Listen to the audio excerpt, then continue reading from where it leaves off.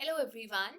अगर आप लोग अपने कॉम्पिटिटिव एग्जाम्स की तैयारी कर रहे हैं, कोई भी एग्जाम हो, तो आप सही जगह पर आए हैं क्योंकि आज मैं आपको बेसिक्स क्लियर करने वाली हूँ आपके पॉलिटी को लेके, जिसको हम अक्सर बोलते हैं पॉलिटिकल साइंस। तो चलिए शुरू करते हैं। पॉलिटी शुरू करने से पहले मैं आपको कुछ बेसिक्स बताना चाहती हूँ। वो ये है कि इंडिया जो कि एक कंट्री है, पॉलिटिकल साइंस के अंदर, पॉलिटी के अंदर इसको अक्सर बोला जाता है एक स्टेट।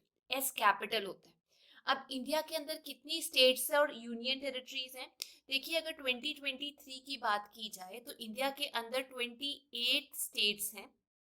ये कैपिटल एस नहीं है, ये स्मॉल एस आ गया। और हमारे पास 8 यूनियन टेरिटरीज हैं। अब ये जो यूनियन टेरिटरीज हैं और ये जो स्टेट्स हैं, ये कैसे एक दूसरे से डिफरेंट है वो हम बाद में पढ़ेंगे। लेकिन इंडिया का कैपिटल क्या है? देखिए, इंडिया का कैपिटल है दिल्ली। ये थे कुछ बेसिक चीजें। अब एक देश को चलाने के लिए किस तरीके से लॉज बनाए जाते हैं, कौन उन लॉज को बनाता है, हु मेक्स दोज लॉज, ठीक है, कौन उनको इम्प्लीमेंट करता है, यानी कि उनको लागू कौन करता है, कौन उनको देखता है कि उनकी इम्प्लीमेंटेशन ठीक से हो रही है या नहीं हो रही, कितने तरीके की गवर्नमेंट एग्जिस्ट करती है डिफरेंट हिस्सों में दुनिया के, है ना, और वो कौन कौन सी हैं उसके बारे में भी पढ़ेंगे। पहले हम इंडिया के बारे में थोड़ा सा जान लेते हैं। देखिए, इंडिया की बात की जाए तो अगर हम इंडिया को दो पार्ट्स में डिवाइड करते हैं, एक आ गया सेंटर जो पूरे इंडिया को चलाता है, और एक आ गई हमारी स्टेट्स। सेंटर डायरेक्ट कंट्रोल करता है यूनियन टेरिटरीज को भी। जो स्टेट्स हैं वो अपना हिसाब किताब अपने हिसाब से चलाती हैं। अब सेंटर में भी 5 साल के बाद इलेक्शन होते हैं, स्टेट्स में भी 5 साल के बाद ही इलेक्शन होते हैं। सेंटर में जो सरकार चलाई जाती है उसमें आ जाता है हमारे पास पार्लियामेंट, जिसमें आपने सुना होगा लोकसभा होता है और राज्यसभा होता है। लेकिन आपको अभी बता देती हूँ, ये 1 नंबर का क्वेश्चन आया हुआ है कि पार्लियामेंट के 3 हिस्से होते हैं एक्चुअल में, लोकसभा, राज्यसभा, और उसके अंदर हमारे प्रेसिडेंट भी इंक्लूडेड है। ऐसे ही अगर मैं स्टेट्स की बात करूं तो स्टेट्स में हमारे पास जैसे यहाँ पर दो हाउसेस हैं, लोकसभा और राज्यसभा, इनको हम हाउसेस बोलते हैं। तो जहां पर दो हाउसेस हैं हम उसको बोल देते हैं कि ये तो जी बाय केमरल है। जो स्टेट्स हैं, सब स्टेट्स के अंदर दो हाउसेस नहीं है और उनके नाम भी लोकसभा और राज्यसभा नहीं है।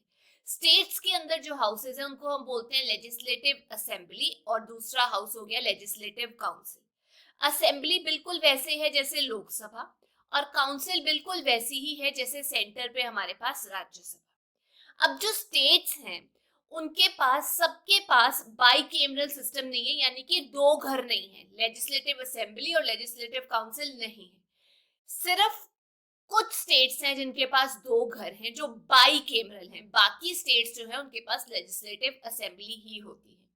और अगर यूटी की बात की जाए तो मैंने आपको बताया उसको डायरेक्टली सेंटर कंट्रोल करते हैं अपॉइंटेड ऑफिसर्स के जरिए। अब वो किन नाम से जाने जाते हैं, कई बार आपने सुना होगा गवर्नर बोला जाता है, एडमिनिस्ट्रेटर बोला जाता है, लेफ्टिनेंट गवर्नर बोला जाता है, अलग अलग नाम होते हैं। तो ये तो हो गया हमारा बेसिक।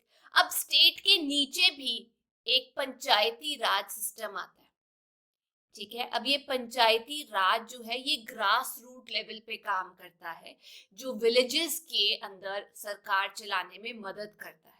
लेकिन वो क्या है क्या नहीं है, जैसे विलेजेस में पंचायती राज हो गया, वैसे ही हमारे स्टेट्स के जो अर्बन एरियाज है वहां पे municipality, municipal council, municipal corporation होती है, आपने सुना होगा। ये सब चीजें हम पढ़ेंगे, लेकिन लोगों को अक्सर ये क्लैरिटी नहीं होती कि भाई क्या सिस्टम है, पार्लियामेंट क्या है क्या नहीं है, कितने हाउसेज है। अब सबसे इंपॉर्टेंट बात, वो बात ये है कि पार्लियामेंट के अंदर जो मेंबर्स होते हैं उनको हम एमपी बोलते हैं, मेंबर ऑफ पार्लियामेंट बोला जाता है। और स्टेट की असेंबलीज के अंदर जो मेंबर होते हैं, बेशक लेजिस्लेटिव असेंबली हो बेशक लेजिस्लेटिव काउंसिल हो, उनको हम बोलते हैं MLA, member of legislative assembly. ये तो थे जी आपके बेसिक्स। अब हम बात करते हैं अलग अलग टाइप की गवर्नमेंट की, जिसमें सबसे पहले हम पढ़ने वाले हैं मोनार्की के बारे में।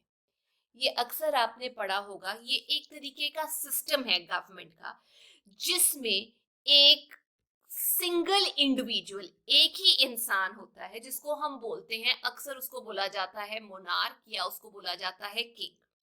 अब ये जो मोनार्की है अक्सर ये हेरिडिटरी होती है कि भाई एक का बेटा उसका बेटा फिर बनेगा, ठीक है। और ये डिफरेंट फॉर्म में एग्जिस्ट करती है मोनार्की।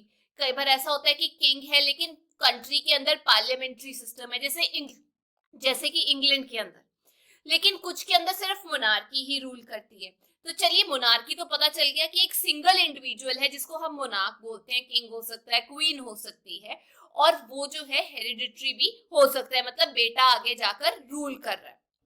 अब एक फॉर्म ऑफ गवर्नमेंट आती है जिसे हम बोलते हैं एब्सोल्यूट गवर्नमेंट। इसको अक्सर लोग बोलते हैं ऑटोक्रेसी। अब ये ऑटोक्रेसी क्या होता है? इसमें जो मोनार्क होता है, एब्सोल्यूट गवर्नमेंट में भी आप कह सकते हैं किंग होता है, एक मोनार्क होता है, लेकिन उसके पास एब्सोल्यूट पावर्स होती है। मतलब आप उसकी पावर्स को क्वेश्चन नहीं कर सकते कि सर ये ऐसे है, ये लोगों की भलाई में नहीं होगा। आप उसके आगे कोई क्वेश्चन नहीं रेज कर सकते। मतलब हम ये कह सकते हैं नो रिस्ट्रेंट्स। वो जो कहेंगे वो सही होगा क्योंकि उनके पास एब्सोल्यूट गवर्नेंस की पावर्स है। अब बात करते हैं दूसरे टाइप की मोनार्की जिसे हम बोलते हैं कॉन्स्टिट्यूशनल मोनार्की, यानी एक ग्रंथ है कंट्री को चलाने के लिए, इंडिया को चलाने के लिए। हमारे पास जैसे सीबीएसई के पेपर को क्लियर करने के लिए आपके पास सीबीएसई की बुक होती है, आपको पता है उससे बाहर तो नहीं आएगा, थोड़े फंडे तोड़ मड़ोड़ के पूछा जाएगा। ऐसे ही आईसीएसई के लिए, ऐसे ही पंजाब स्कूल एजुकेशन बोर्ड के लिए, है ना, बुक्स होती है। वैसे ही कंट्री को चलाने के लिए ग्रंथ है जिसको सुप्रीम लॉ बोला जाता है लैंड का। अगर मैं इंडिया की बात करूं तो इंडिया में जो कॉन्स्टिट्यूशन है वो सुप्रीम लॉ है ऑफ द लैंड। अब इसके अंदर एक मोनार्की का सिस्टम होता है, एक किंग आ जाता है जो कि कॉन्स्टिट्यूशन के अंदर जितने भी पावर्स उसको दी होती है उसको मानता है। तो अगर मैं बोलती हूँ कॉन्स्टिट्यूशनल मोनार्क चल रहा है, मैं ये नहीं बोल रही वो इंडिया में चल रहा है, उसका एग्जाम्पल है यूके, इंग्लैंड की बात की जाए तो यहाँ पे जो मोनार्क है वो एक कॉन्स्टिट्यूशनल हेड है। मतलब ये कि उसके पास एक्चुअल में कुछ पावर्स नहीं है, हमने उनको बिठाया हुआ है कि भाई आप किसी टाइम पे तो थे किंग। चलिए इसको सिंपल शब्दों में मैं बता देती हूँ। ये जो कॉन्स्टिट्यूशनल मोनार्क है इनके पास ज्यादा पावर्स नहीं होती, तो हम ये कह सकते हैं कि ये एक सिंबॉलिक हेड है। जैसे अगर इंग्लैंड की बात की जाए तो आपको याद आ जाता है अरे भाई वो तो वहां पे तो क्वीन थी, है ना, अब किंग आ गए। तो हम ये कह सकते हैं कि भाई ये सिंबॉलिक हेड है जो एक एम्परर हो सकते हैं, किंग हो सकते हैं, क्वीन हो सकते हैं, प्रिंस हो सकते हैं, ड्यूक हो सकते हैं, जो बेसिकली एक रिप्रेजेंट करते हैं स्टेट को, लेकिन उनके पास ज्यादा पॉलिसी मेकिंग की पावर्स नहीं होती, वो कानून नहीं बना सकते जैसे इस केस में था। इनके पास एग्जीक्यूटिव पावर्स नहीं होती जैसे इस केस में था। मतलब वो एक सिंबल के तरीके से बैठे हैं, एक सिंबॉलिक रिप्रेजेंटेशन दे रहे हैं, उससे ज्यादा कुछ नहीं। अब हम बात करते हैं एक और फॉर्म की गवर्नेंस की जिसे हम बोलते हैं डेमोक्रेसी।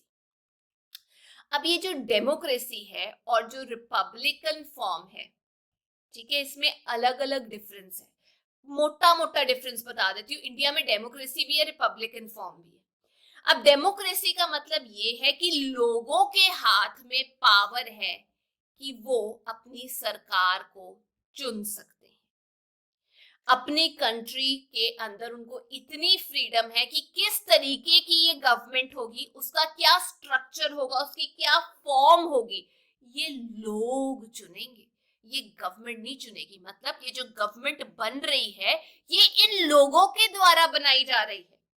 तो ये जो कॉन्सेप्ट है सबसे बेस्ट, ये एक नंबर का क्वेश्चन पूछा जाता है, वो ये है कि अब्राहम लिंकन जो थे उन्होंने कॉन्सेप्ट दिया था, जो एक्स प्रेसिडेंट थे यूएसए के, उन्होंने बोला था कि ये जो डेमोक्रेसी है ये गवर्नमेंट ऑफ द पीपल है। ये आपने डेफिनेटली सुना होगा।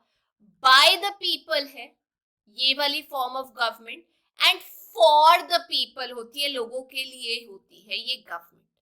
तो अब आई होप कि आपको ये क्लियर हो गया कि भाई डेमोक्रेसी जो है उसमें लोगों को पावर दी जाती है कि वो इलेक्ट करें अपने रिप्रेजेंटेटिव को, और किस तरीके की फॉर्म होगी गवर्नमेंट की, किस तरीके का स्ट्रक्चर होगा, वो सब ये लोग डिसाइड करते हैं।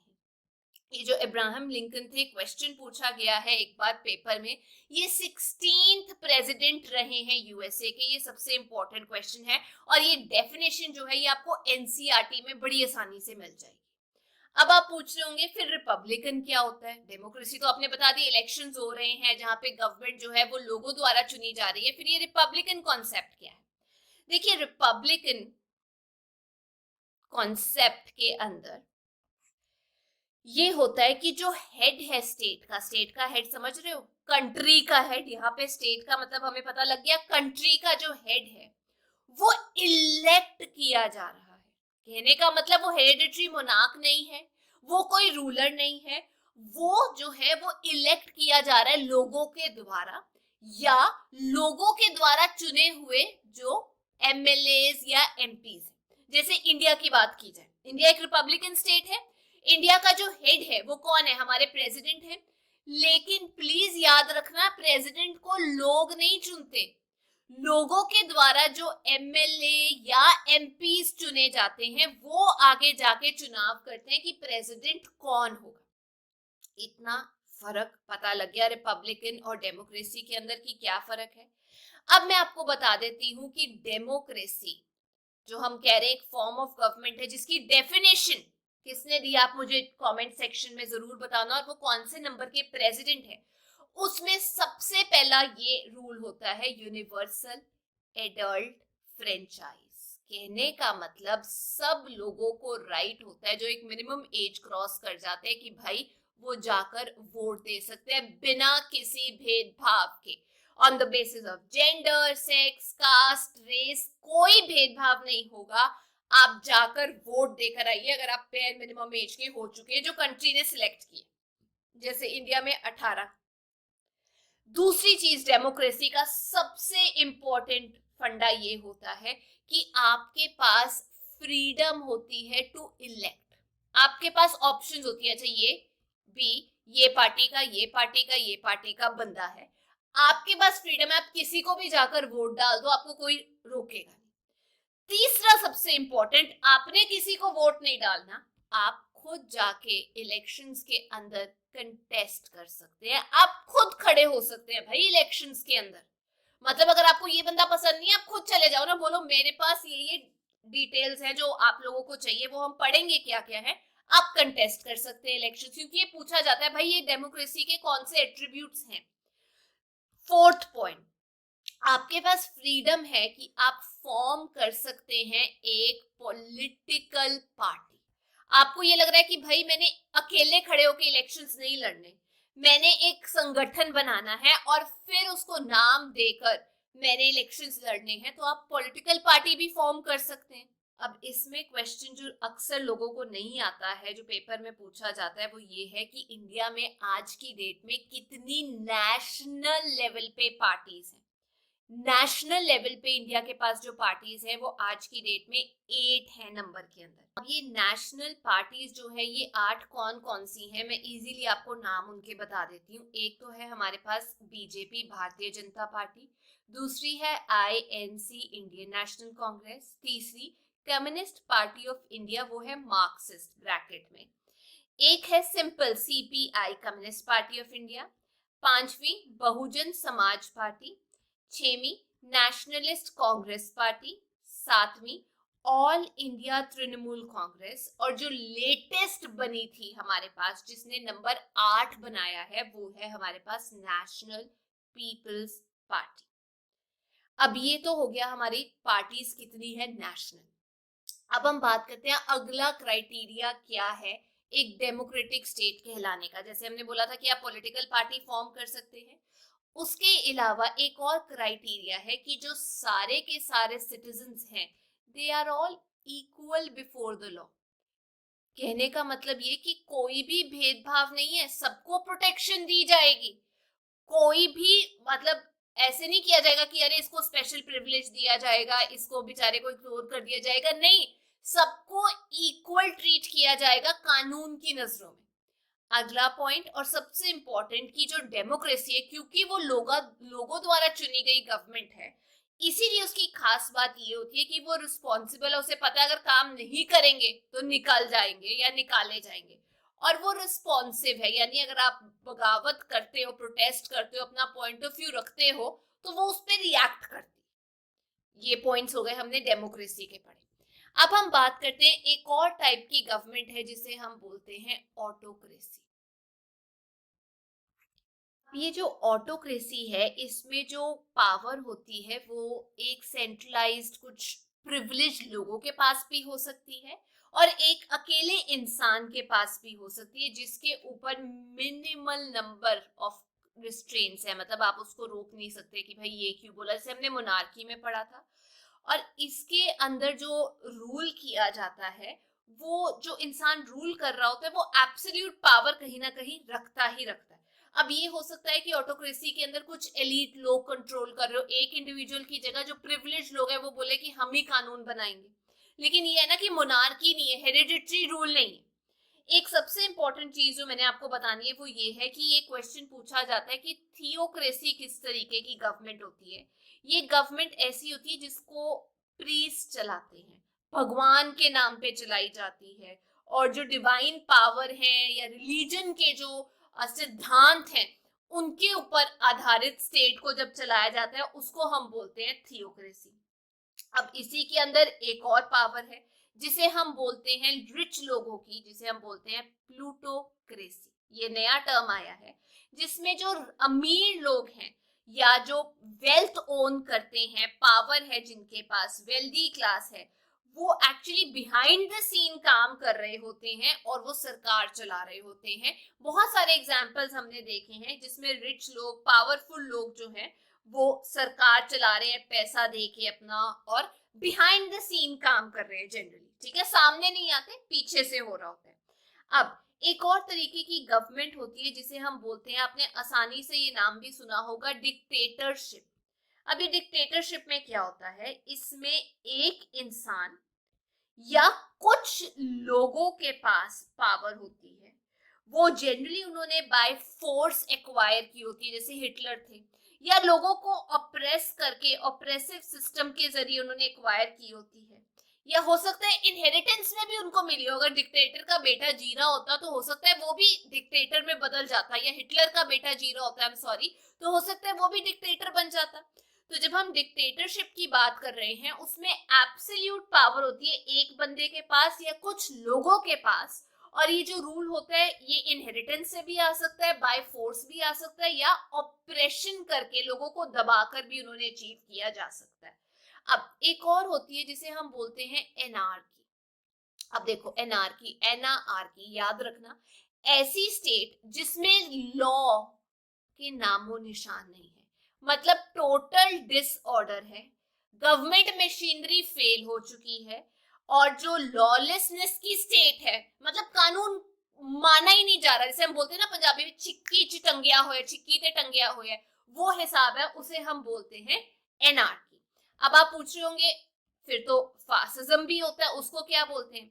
इसमें जो रूल किया जाता है लोगों को, वो प्रमोट किए जाते हैं, कुछ कल्चरल वैल्यूज को प्रमोट किया जाता है, कुछ कोर वैल्यूज को प्रमोट किया जाता है, और जो फॉरेन इन्फ्लुएंस है कि बाहर से इन्फ्लुएंस आ रहा है वो हम बिल्कुल रोक देंगे, क्योंकि इसके अंदर क्या है, एंसेस्ट्रल वैल्यूज को भी प्रमोट किया जाता है। मतलब आप अपने कल्चर को, अपने एंसेस्ट्रल पूर्वजों की जो वैल्यूज है उनको प्रमोट कर रहे हैं, और बाहर का जो इन्फ्लुएंस है उसे बिल्कुल रोक देंगे, उसे हम बोलते हैं फासिज्म। अब दो लास्ट और तरीके के रूल्स रह गए हैं, जैसे मैं बता देती हूँ आपको, ओलिगार्की। अब इसका मतलब होता है, ओलिगार्की का ये क्वेश्चन पूछा गया था, इसको हम बोलते हैं रूल ऑफ द फ्यू। कुछ लोग जब रूल करते हैं, एक पावर स्ट्रक्चर बनाते हैं, और सारी की सारी जो पावर है वो उन्हीं लोगों के हाथ में होती है, कुछ इंडिविजुअल्स के हाथ में होती है, उसे हम बोलते हैं ओलिगार्की। वो किसी भी तरीके के इंडिविजुअल्स हो सकते हैं, बस कुछ इंडिविजुअल्स रूल करते हैं। एंड लास्ट है जिसे हम बोलते हैं डेस्पोटिज्म। अब ये जो डेस्पोटिज्म है ये एक इस तरीके की फॉर्म है गवर्नमेंट की जिसमें एक सिंगल इंडिविजुअल जो है वो एब्सोल्यूट अथॉरिटी के साथ, या आप कह सकते हैं पावर के साथ रूल करता है।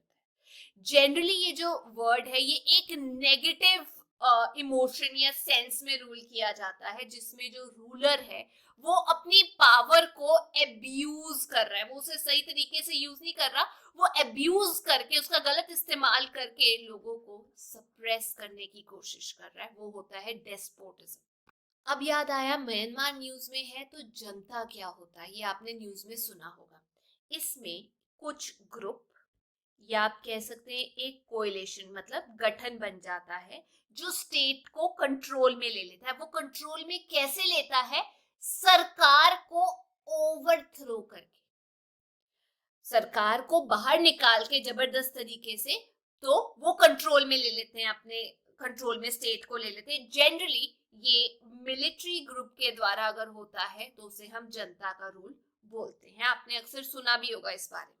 तो ये थी कुछ बेसिक फॉर्म्स ऑफ गवर्नमेंट जो आपने पढ़ी हैं मेरे साथ। आई होप आपको ये सेशन अच्छा लगा होगा। अब हम इंडिया के बारे में बात करना शुरू करेंगे और वो नेक्स्ट क्लास में करेंगे। अगर आपको ये वीडियो अच्छी लगी तो प्लीज़ कमेंट ज़रूर करना, ताकि मैं और वीडियोस आप लोगों के लिए लेकर आऊँ।